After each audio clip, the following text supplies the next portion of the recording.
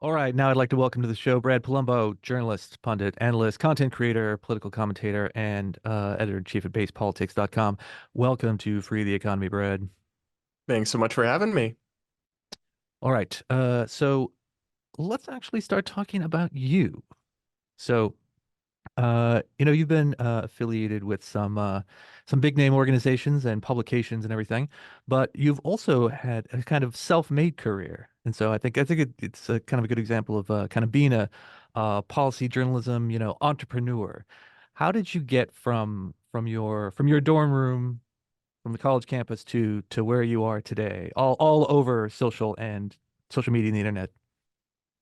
Yeah, so it's a little bit of a long story, but it actually goes all the way back to third grade, where I think I've always been a little bit of an attention whore, to be honest with you, because in the school play, they always did Willy Wonka, and they used to divide the main role of Wonka up into three parts and have three kids do it. And I said, no, I want to do the whole thing. So I was the first person to play the whole part of Willy Wonka. Now, I wasn't a particularly good actor, so I didn't stick with that for very long, but I think it was a harbinger of things to come because I've always liked to get my voice out there, to have arguments, have discussions, have debates. I've always also found my niche or my skills or my sweet spot to be in what I think it was Hayek, it might have been Orwell, called secondhand peddlers in ideas. These people Mhm. that take, the studies, the papers, the academics, and they translate it into messages that the public will find enticing and interesting and entertaining and digestible. But I actually went to college thinking that I wanted to be a lawyer. So I went in thinking that and then I was just looking to get involved on campus, doing extracurriculars, and then I ended up going to the open house meeting for the school newspaper. And they're like, and I was like, oh, I don't know. They're like, what section do you want to be in? And I was like, I don't know. And they're like, well, we need more people to go do opinion. And then when I started writing for the opinion section of the campus newspaper, I kind of discovered a love of that opinion, shit stirring kind of journalism. And it quickly devolved into some sheer madness on campus. All right. I like that. First there was Brad Polumbo, and then Timothy Chalmette. Only later was the other Wonka. Um, so, you know, you're pretty much neck deep every day in all this like news and social media content about politics. And I think it'd be fair to say that you are extremely online. Yes. Uh, Though so I do like log off for hours at a time and try to have some separation and balance but yes. there is possibly some grass nearby where you live that has been touched at some point. Um, so you're watching, you're reading all this stuff every day, possibly even more than me and some of our listeners. And, I want to get your impression on, the health of the American political system in general. Because on the one hand, we look at and a lot of this political commentary online seems to be dominated by crazy people on, either end of the spectrum and some people who aren't even on any discernible spectrum. Uh, so, the question is, are the crazy people in charge, or are they just, or is it just a handful of crazy people getting a disproportionate amount of attention, and there's actually a lot of quiet, like normal people in the middle? So it's really interesting because of the dichotomy of my personal life. I live here out here in the Midwest in Grand Rapids, Michigan, which is honestly like a pretty normal place. I don't know how to describe it other than that, but then I inhabit these online ecosystems that are so deeply dysfunctional and so toxic that if I judged the state of American politics by what I see online or on cable news, I would be deeply, deeply depressed and dismayed about the state of our country and the future because it is most often the most divisive, the loudest, the most toxic voices that rise to the top. Attention is a form of currency, then just, being the most outlandish person in the room is what will get you that attention in many cases. But when you actually go out in public or family gatherings or neighbors or whatever, I still encounter a lot of really normal people or a lot of people, they might lean Democrat, they might lean Republican, they might even have some radical beliefs, but they don't hate America. They don't think the other side are all evil or all have hate the country or all have nefarious intentions or They don't have these extreme beliefs that you see online. And then also when I parse the actual opinion polling, because that's anecdotal, right? You Mm, actually do see a lot of opinions that are somehow like you'll think you're crazy for saying them on Twitter, how much hate you'll get. Actually, 75% of the country still agrees with it. It's just mm, like Twitter that doesn't. mm. Well, yeah, I know there's been some really interesting sort of meta polling, if you will, sort of, polling about polling where, uh, researchers have gone in and asked respondents, what do you think? So if you divide people up into, say, liberal or conservative, Republican or Democrat, and you ask them, what do you think people in the other group think about X, Y, and Z? Uh, They're way off. Yeah, I've they're seen it. They're way off. completely off. And even when it comes to estimating things that are factual, like what percentage of Americans are black or gay or Jewish or whatever, or are in a certain income bracket, or just the sort of like the basic demographics of it, people's responses are wildly off base by a huge margin. Um, so I guess that one, that's sort of an excuse to say like, well, maybe we should have a little an epistemic humility about what we think we know about the rest of the country. But uh, I wonder, is there a way to like counteract that other than like talking to normal people in your life? Because again, the preponderance of like social media content is what produces that wrong impression in the first place. So reading more content might just reinforce it. So other than Yes and saying, no. I'm not, because I think even if you wound us back to 10 or 20 years ago, I think people still would have been very uninformed about some of these things. Like you ask people, what is the average tax rate that a millionaire pays in America? And they will vastly underestimate what that is. Ask them what the average man's income is. They will vastly overestimate what that is. All these things, I think there are some things like, what percentage of Democrats think it should be legal to abort a baby after birth, and Republicans wildly overestimate it. Or what percentage of Republicans think the earth is flat and Democrats wildly overestimate it. Those are the things where I think social media contributes to it. But our the root of we have an ignorance problem. We have a complete failure of understanding of civics. Most Americans can't name the three branches of our federal government. They don't understand basic things about how our system works. And I think that predates social media. I do think social media has exacerbated it, but I don't think social media is the whole explanation.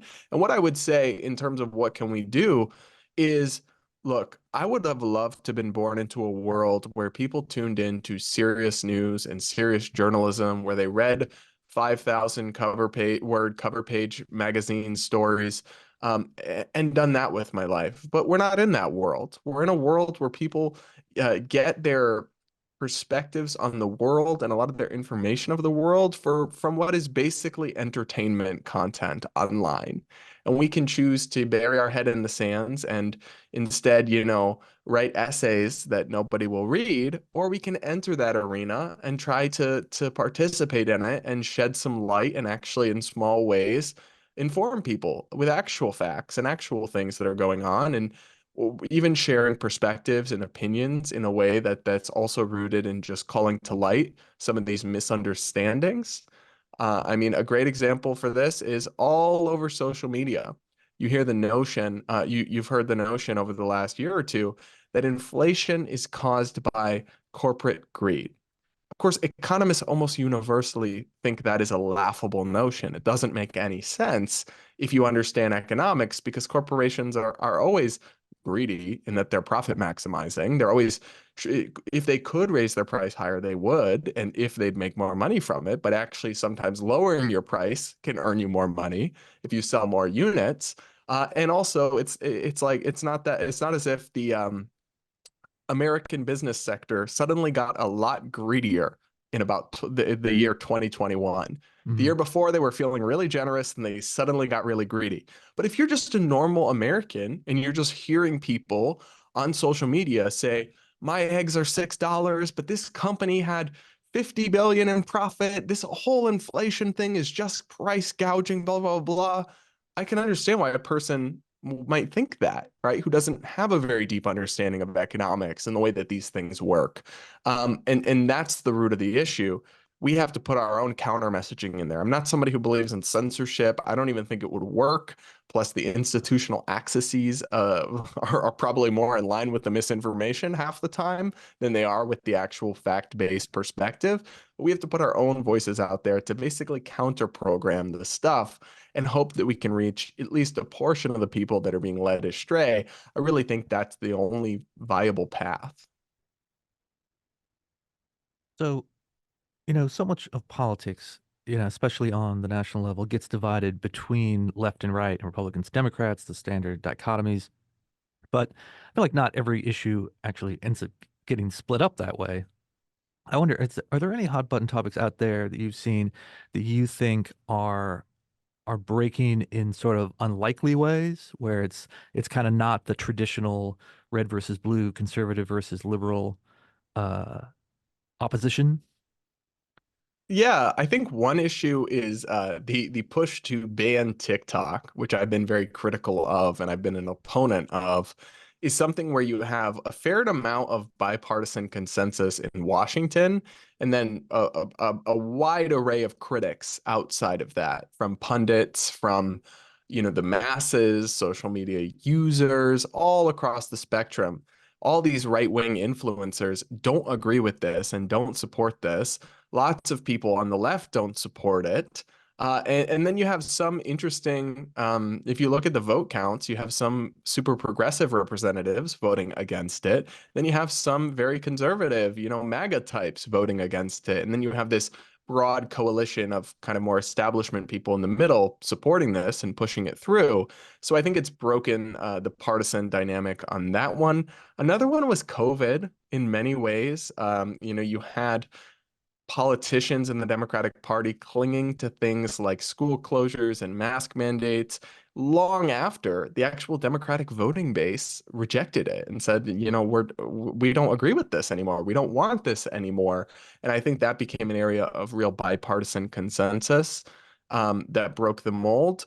And then the other thing, and it's a tricky one that I don't weigh into a lot because it's not my area of expertise, but I think the Israel-Palestine conflict has really prompted a lot of debate within the left and within the right. And it's been interesting to watch people who, until recently, agreed on a whole lot, suddenly falling out over their approach to that issue and how they view it and how they view the US's role in that conflict. Yeah, and the question of TikTok is really, uh, I think, on point there with in terms of sort of like scrambling traditional expectations of kind of partisanship. Um, no one's more critical than I of the Chinese Communist Party and its geopolitical ambitions. And so there is there's certainly an argument for why you might not want, oh, members of the armed forces having TikTok on their phones if they're like on army bases, right? But you know, one aspect of this, which is like the whole kind of point of social media in the first place, and where a lot of these debates are happening in on platforms like that, is that it is user generated content. That's sort of like the overwhelmingly the biggest, the number one thing why all the social media stuff is different from traditional media stuff, why it's different from watching the CBS News every night at 7 p.m. Like people did for decades. And yes, we don't necessarily like whatever nefarious plans the Chinese Communist Party is hatching in Beijing. But when teenagers in the United States are watching TikTok, they're not watching content that's produced in Beijing. They're watching content that's produced by their friends, right? And so it, I'm always a little bit surprised by the fact that there seems to be like not that much awareness of that. So whatever There's is. so much misunderstanding Mhm. on that, if I can just speak about that for a second. A lot of people seem to think that TikTok is owned by the Chinese government or by the CCP, which simply is not correct. So, TikTok is a global company with headquarters in the US and Singapore. The CEO is Singaporean. The parent company of TikTok is ByteDance, which is owned 60% by global investors, 20% by its founders, and then I think the other 20% is by its employees. Now, it is a Chinese-based company that ultimately it is a private company, but they have not a clear distinction between state and economy, right? They don't have a private sector versus public sector clear line in the way that we do. So ByteDance is heavily under the influence and control of the Chinese Communist Party. But TikTok, it's like there's several degrees of separation between the two, and there's never actually been much hardcore evidence of Beijing getting involved, looking at people's data, controlling what people see. And you don't even need to actually know that because it's intuitive. Because the reason TikTok is so popular, I don't know if you ever have used it. I have, I do use it. The algorithm is so good at showing you exactly the kinds of things that you're interested in, that you want to watch more of, because it has many competitors. It has YouTube Shorts doing almost the same thing. It has Instagram Reels doing almost the same thing. It has Facebook Reels doing almost the same thing. It has YouTube, it has podcasts, similar stuff that's competing for people's time. Yet people choose TikTok because it's really good at showing you what you want to see. Its algorithm is much better at showing you the things you like and will find engaging than the other algorithms. If the CCP was behind the scene, pulling the strings to force feed Chinese propaganda into young people's feeds, they wouldn't be like riveted by that. They wouldn't be overwhelmingly choosing this over Instagram Reels, which is doing its best to show you the things that you'll be interested in, but just doesn't do quite as good a job as TikTok. It's never made much sense to me because one, we don't have the hardcore evidence that this is happening. Even the proponents of banning TikTok mostly speculate about hypothetical bad things that could happen. But secondly, intuitively, we know they're not heavily influencing the feed because people are loving what they're getting, and people, that's not what they want. They don't want to see political content, let alone, CCP propaganda. Yeah, people want to see videos from Rush Week at the University of Alabama. And they want to see, actually, TikTok is a deeply creative place. If it does get banned, which I don't think it will or I'm not sure it might, but I actually think if it does, it might get struck down in court, the attempt to ban it. But if it does, for whatever reason, get banned, I have to say there's something like beautiful and creative about TikTok and the content that they come up with and the storytelling and the trends that just knocks the other apps out of the park. And I don't think will be replicated if people switch all to the other apps. Like there is something a little bit magic about it that will be lost. And I think that's a real shame. Well, yeah, and I think one, there's a lot of interesting creative stuff that's happening that is in fact, like we said, user generated, not dictated by the platform, certainly not dictated by anyone in Beijing. But the other thing that makes me skeptical about this whole push to ban or to force divestiture of TikTok in the U.S. is the political complaints, people complaining about the political content that's on TikTok, right? So most of that content is not, like I said, it is teenagers doing funny dance moves. It is not mostly politics stuff, but people see political stuff or they hear second or third hand about political stuff that they don't like or they find disturbing or troubling, right? They're like, "Oh, I didn't realize so many young people were, pro Hamas or anti this or anti that or like someone heard that there was a like pro Russia invading Ukraine TikTok and now they're having a meltdown because they think that's unacceptable." Uh People are always going to not like content that disagrees with their premises, right? And so if someone convinces them there's a lot of quote bad stuff that they disagree with on a platform, they're going to say, "Oh, well, that's what troubling, very troubling that this platform is out there, facilitating this." But I think it's the same thing as when, in 2016, the Hillary Clinton supporters said that, Russia bought $100,000 worth of Facebook ads, and that's what swung the 2016 election for Trump or something. You know, the one, just because there's political content you don't like doesn't mean the platform is bad and doesn't give you the right to shut it down. Uh, but two, the reports of nefarious political influence are very shaky in my my opinion. It just comes down to people not liking content they disagree with, and then using that as a sort of self Yeah. self justification to go after institutions they don't like. It is, and it's well, it's a little bit of a chicken or an egg situation because one, they'll do extremely shoddy analysis that like if you understand tech, you know how weak it is. They'll do hashtag analysis, which, for example, this hashtag about is pro-Israel content got 100 times fewer views than this hashtag about pro-Palestine content. Which, if you know anything about tech, you see these analyses and it will get put up in Axios and New York Times and all the media will run with it.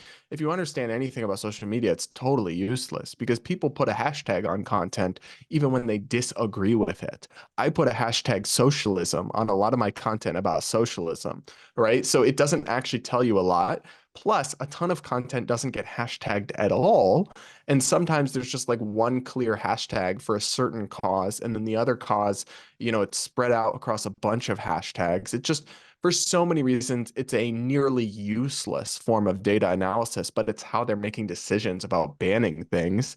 And secondly, it's a total, mistake between the correlation and the causation. TikTok isn't causing left-wing discourse to dominate among young people. It's that young people are left-wing overwhelmingly, and they're on TikTok. So the results on TikTok skew towards those pre-existing biases. It's not so much TikTok. There might be a piece of it about TikTok, favoring some topics, but even left-wing TikTokers get their videos taken down, get strikes, get banned routinely on the app. It's heavily censorious. It's censored me many times. And so I think they're mistaking it. It's like, yeah, and you know what? Oh, everyone on TikTok is pro Hamas. First off, not true. But secondly, to the extent that those views are disproportionately represented on there, they would also be disproportionately represented in a, college geopolitics class because of the demographics who's in that class, right? Of young, educated people who are more liberal. Well, that's the same demographic that's on TikTok. Young people who are more educated, who are more liberal, who are whatever. It's like it skews. And so the conversation is more a result of the demographics than it is some nefarious plan by puppet masters behind the scenes to rig the discourse. To me, a lot of the conversation about this stuff, it belies an ignorance of social media and tech and how it all really works. The one other thing, Richard, that you mentioned was the forced divestiture, what I argument that, oh, we're not banning TikTok, we're just forcing a sale. It's actually a smokescreen because it is the legislation that's been passed is effectively a ban. It would only give ByteDance 6 months to complete this deal to sell TikTok to an American buyer. And from everyone I've spoken to who's familiar with these kinds of complex mergers and acquisitions, that is nowhere near enough time to execute a deal of that magnitude. But even if they could somehow do it, it would actually most likely be blocked by the Chinese government under their export controls for algorithmic technology because ByteDance owns the TikTok algorithm. They would not be allowed to sell it. So I think that the or divest thing is something they put in there strategically to give people an excuse to hide behind with the vote. Like, oh, I didn't vote to ban TikTok. I just voted a for sale and we had to ban it because they wouldn't do it. In reality, it's been a ban. In fact, the people that introduced this forced divestiture legislation, the Chipperoys, the Elise Stefanik's of the world, in their own press release unveiling the bill, they all called it a ban on TikTok, not a forced sale. And I think that's very telling. I wish we could be honest about it and not kind of hide behind that excuse that I've seen a lot of Republicans who are maybe squeamish about the free speech aspect of removing an app that 100+ million people in America use and that thousands of entrepreneurs and businesses will be ruined. I mean, it contributes billions of dollars to the US economy, activity related to TikTok. Taking that all away, well, they can hide behind this excuse that they didn't vote to ban it. They just voted for a forced divestiture. I'd have more respect, and I have more respect for the people like Dan Crenshaw, actually, the Republican congressman, who said, yes, we are voting to ban it. Like, at least just be upfront about it and let's debate it. I view the forced divestiture narrative as largely a smokescreen. Well, yeah, and I think the what you said about the core demographic of TikTok, uh, has a big influence on how a lot of people talk about, the future and trends, which is that younger people, say the 18 to 30-year-olds, for example, are uh, are more liberal, more progressive than the average American, and so you have this prediction, which of course we've had for practically as long as we've had like public opinion polling. Younger people are always more left wing than the average, and significantly more left wing than their parents and grandparents, and so uh, you know, now for multiple generations, we've had people making the argument, oh, well, this means that if everyone people between 18 and 30 are significantly more left wing, that means when they grow up, they'll sort of like take over the average, and all of American society will be dramatically more left wing one more generation from now, when the youngest generation sort of take over leadership in the rest of society. And I don't think that's been the case. I mean, depending on exactly what you want to define as like the most important issues of the past, 25 to 50 years, uh, there's been some sort of progressive trends. But I think the thing that people always forget is that when people get older, they become less left wing. For you could When they buy a operationalize that. home, have a family, start paying taxes. Yeah, there's something about buying a home and paying taxes and, having children and having more responsibilities that seems to move people along that political spectrum. And so I wonder, uh, everyone, everyone I know thinks of you as the Gen Z whisperer. Like, what the kids are up to these days. You're right. You're watching you're reacting to the political TikToks. You know what they're doing. Um, what is your impression of at least among young people who are this is again sort of unrepresentative subsection, but young people who are like into like online politics, like how left wing is that sort of age cohort, and how much of it again is a handful of people get all the attention, and then there's kind of a lot of kind of normie people in the middle. I think there's not a clean black or white answer. I think in some areas they are more left wing and seem to be holding in that. I think economically, unfortunately, a lot of Gen Z, Gen Alpha is skewed pretty far to the left. But what I'm starting to notice is some interesting trends that even between Gen Z, it seems to be to the right of millennials on some issues. In fact, like millennials kind of started the whole political correctness as they used to be called back then, and then wokeness came along, and I'm starting to notice like a low key anti woke revolution among normie Gen Zers and Gen Alpha types who are still socially liberal, but they've started like openly sharing memes, making fun of the notion of like non-binary two-spirit they thems, like the absurd stuff we see on TikTok, and they are not worried about being canceled or the backlash or anything of it.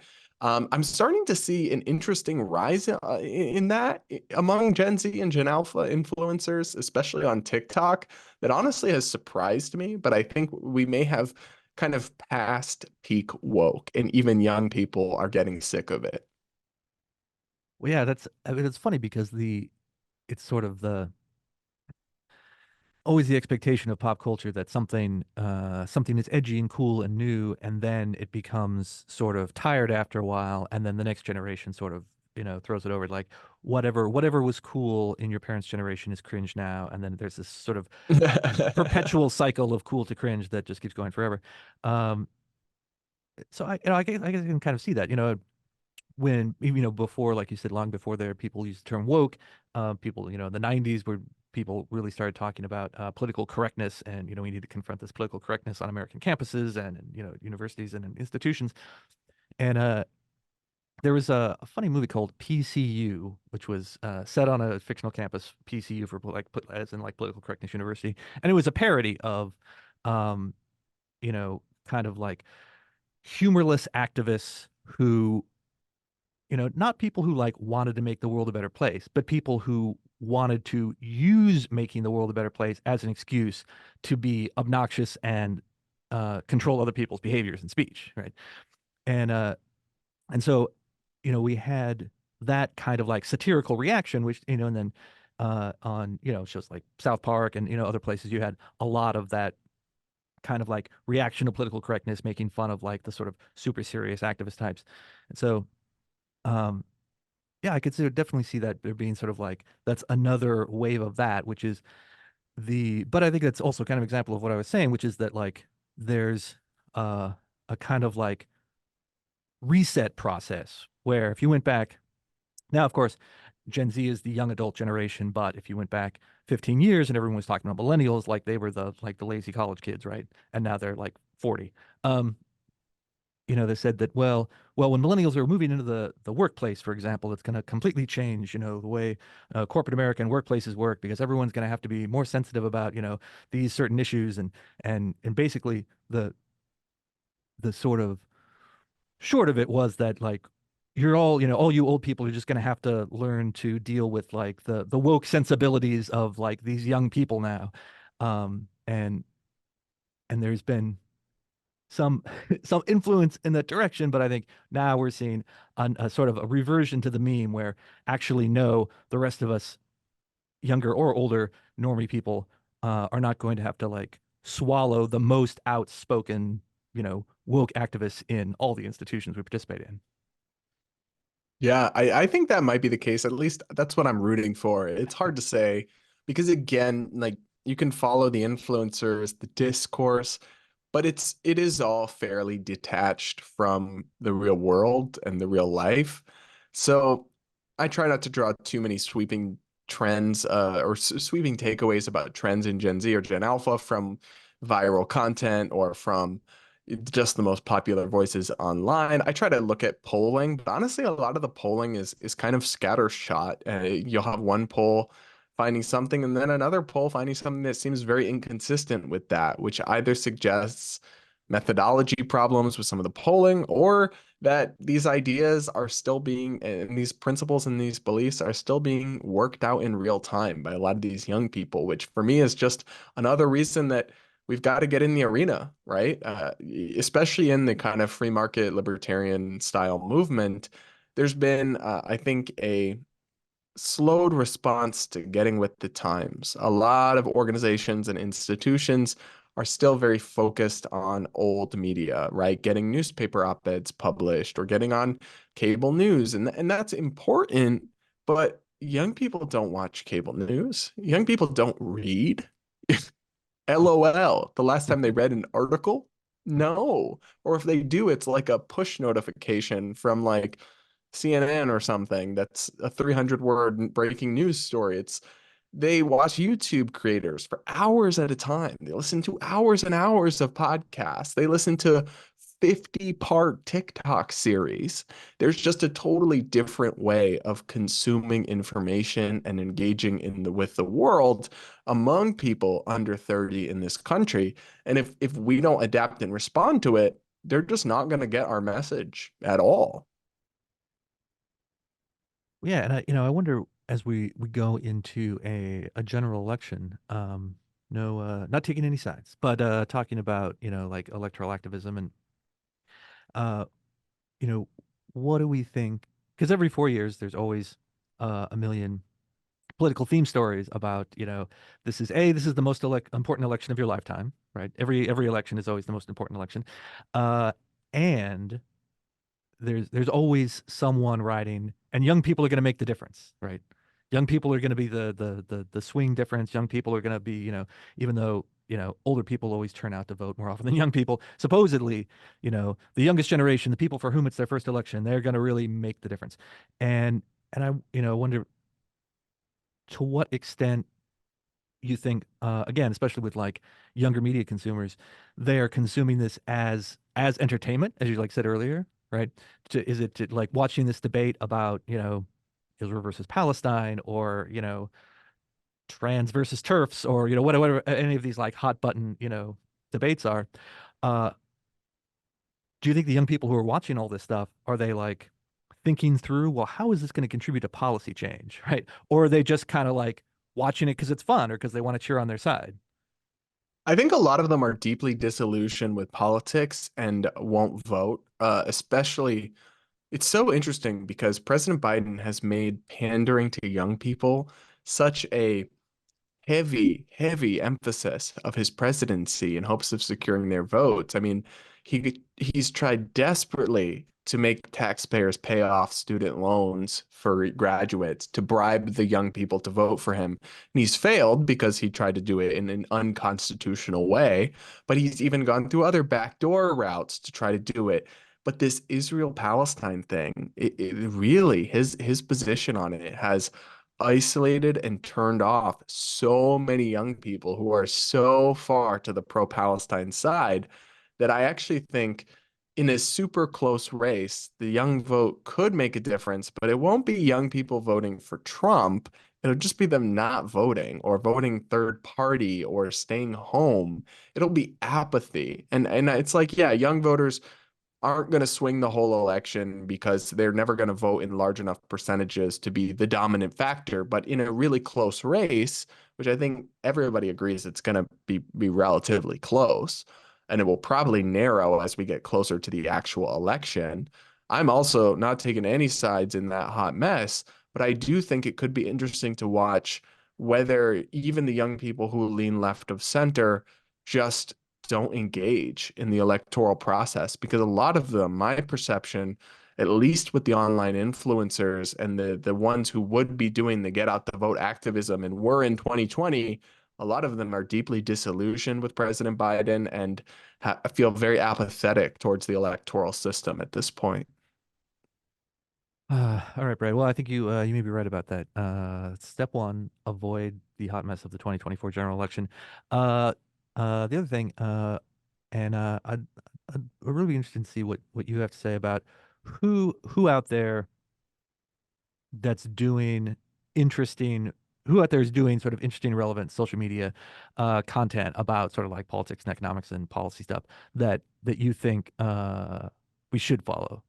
Because you said there's a lot of older organizations like that aren't getting it right, and they're kind of like dropping the ball on it in terms of content that's going to reach younger voters and younger media consumers.